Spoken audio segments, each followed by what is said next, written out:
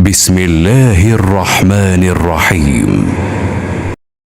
بسم الله الرحمن الرحيم. In the name of Allah, most gracious, most merciful.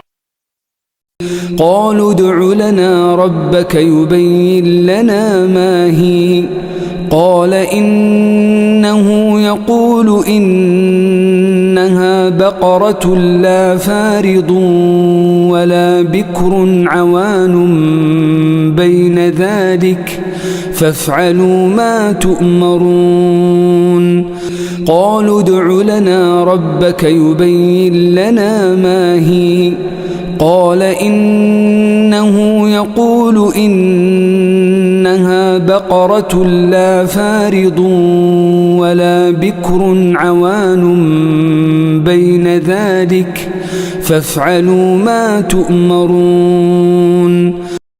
They said, beseech on our behalf your Lord to make plain to us what cow it is. He said, He says, the cow should be neither too old nor too young, but of middling age. Now do what you are commanded.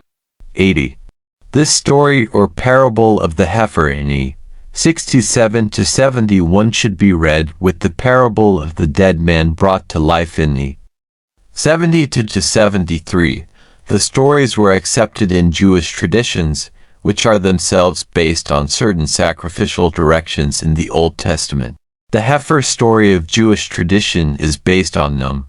6, 1 to 10, in which Moses and Aaron ordered the Israelites to sacrifice a red heifer without spot or blemish.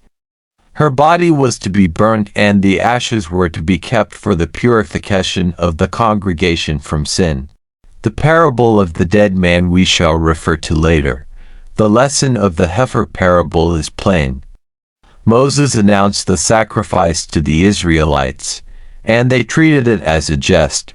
When Moses continued solemnly to ask for the sacrifice, they put him off on one pretext and another, asking a number of questions which they could have answered themselves if they had listened to Moses' directions. Their questions were carping criticisms rather than the result of a desire for information. It was a mere thin pretense that they were genuinely seeking for guidance.